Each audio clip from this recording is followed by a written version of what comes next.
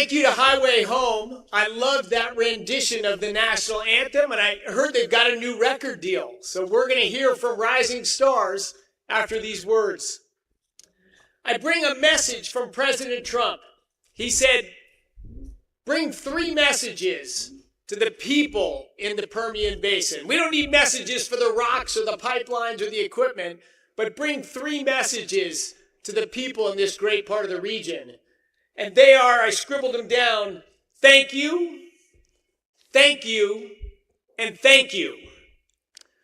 Thank you, because you make our world go round. You make our country energy secure. You bring opportunities for prosperity for all Americans and all American families. And for our friends and allies around the world, when I travel around the world, the most common question I get asked is, will you be there? As our economies grow, we build new natural gas import terminals. Will you be there to supply the gas? We don't want to buy energy, oil from foes and unstable countries. Will you be there to supply oil for us? Whether I'm in Asia or I'm in Europe and I'm talking to the leaders of Africa, is the United States there? Will you stand with us? And the answer, because of you, because of the people in this room, I can always confidently say, yes, we will be there. Yes, we will never give up on what made the modern world possible. We will never stop producing the essential ingredients for planes, trains, and automobiles, for internet, for communication, for everything we take for granted. All of those things depend on oil and natural gas. It's crazy that something so essential to life is so misunderstood, so demonized. And amazingly, one of the 2 major political parties in our country has made it a major part of their business to stand in the way and to try to stop oil and gas production. I still am just amazed when I say these words and when I've seen what I've seen. But one of the reasons President Trump ran for re-election again was he feared where energy was going in the United States. President Biden had run saying, I guarantee it, I will end fossil fuels. I mean, think about that. Think about that. Human life expectancy at birth globally was 30 years, 20,000 years ago. It was 30 years, 200 years ago. The most transformative force ever to visit human civilization. Well, besides family and faith and morality and those things that power our inners. But the most transformative thing to the physical condition of humans ever is oil and natural gas. Today, life expectancy is over 70 years. All of that rise happened with the rise of the oil and gas industry. 1 billion people live these awesome lives that we have. 7 billion people want to live the awesome lives we have here. And every day when you go to work, every day when you wake up before dawn and you go out and work in 110-degree heat or freezing rain or cold in the winter, you're enabling not just Americans, but the planet to live better, more wonderful, more wealthy lives.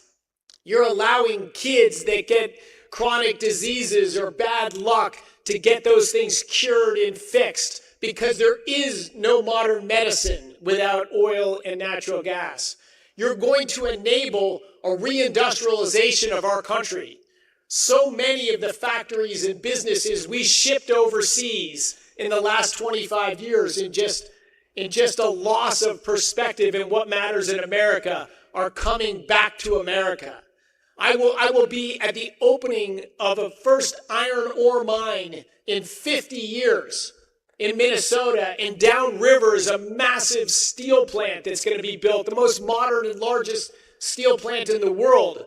The only reason we can do either one of those things is because of what you do. You can't do big modern things without massive amounts of energy. And I love all forms. I went to college to work on nuclear energy. I went to graduate school. I worked in solar energy. I love energy as long as it's affordable, reliable, and secure, which which doesn't include everything. I'm not in all of the above. I'm for everything that works, everything that betters American lives.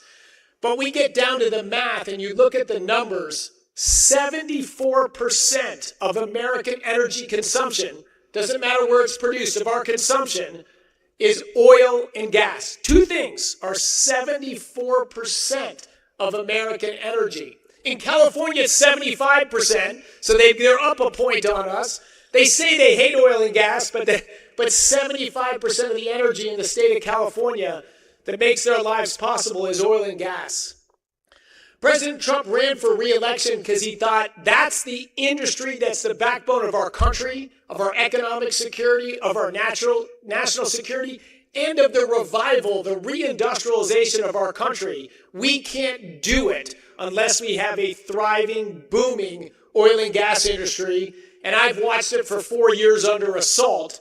I'm going to run for president again. I'm going to bring back the American dream of higher wages, lower costs, and a reindustrialization agenda. But we can't have that agenda without the oil and gas industry. He wanted to unleash American energy.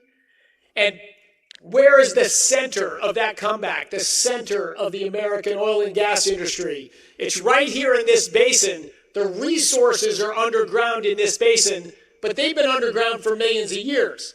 They're only coming up and enabling our lives possible because of the people in this room, your families at home, your friends and neighbors that are working across this region to enable simply fantastic lives. Congressman Pfluger, I've got to call out, who's tremendously represented you in Washington. Washington is a very different place. I don't recommend that any of you move there. In fact, I didn't move there. I'm temporarily located there. But we had a big battle last summer, and President Trump gave it a great name, the One Big Beautiful Bill.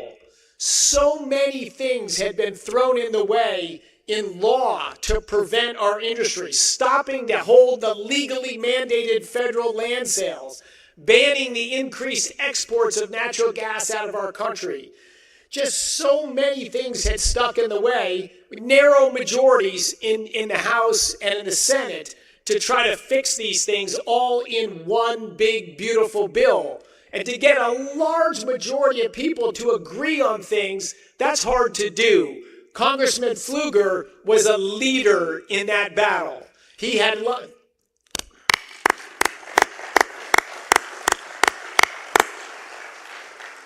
3 or 4 people could stop the things we were trying to do. 3 or 4 people that are from far-flung places in this country that don't know anything about oil and gas production. How would they know? Well, they knew because Congressman Pfluger, President Trump, and a few others of us just would lay the case out there about why we need to do A, B, and C, and why D may sound good, but it's actually a bad idea.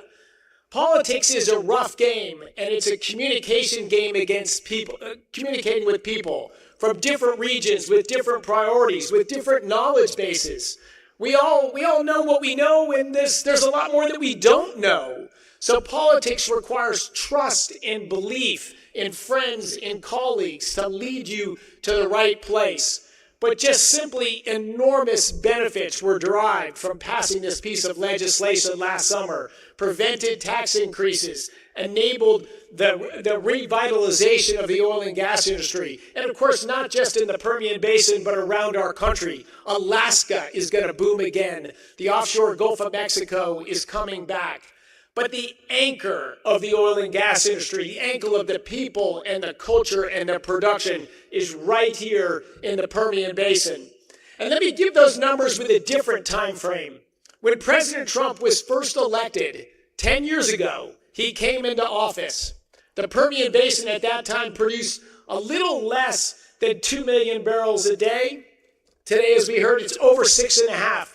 A quadrupling of production in this region just in the last 10 years. Quadrupling. And natural gas production, 7-fold increase. 7 times more natural gas is produced in the Permian Basin today than when President Trump first got elected. These are enormously, enormously important changes. And if I go back 20 years ago, the United States we were distinguished. We were the largest importer of oil in the world. We were the largest importer of natural gas in the world 20 years ago, not that long ago.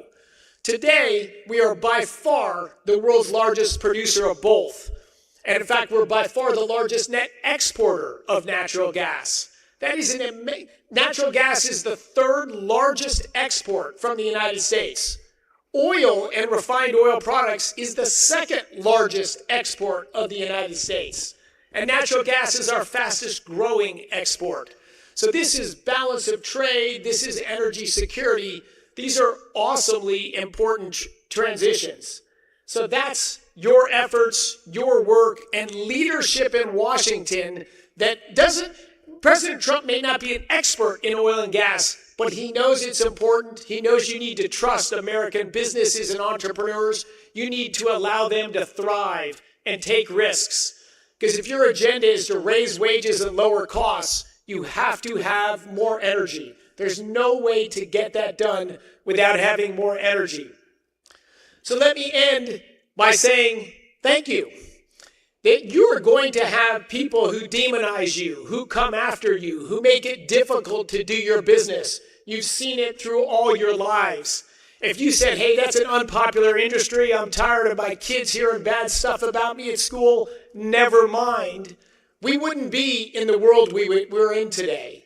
We wouldn't have this incredible strength in our country, this incredibly bright future for our kids going forward.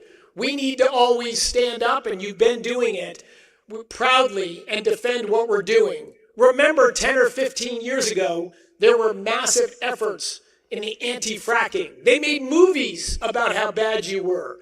They said you're tarnishing the land, you're threatening the water supplies, you're ruining the local economies.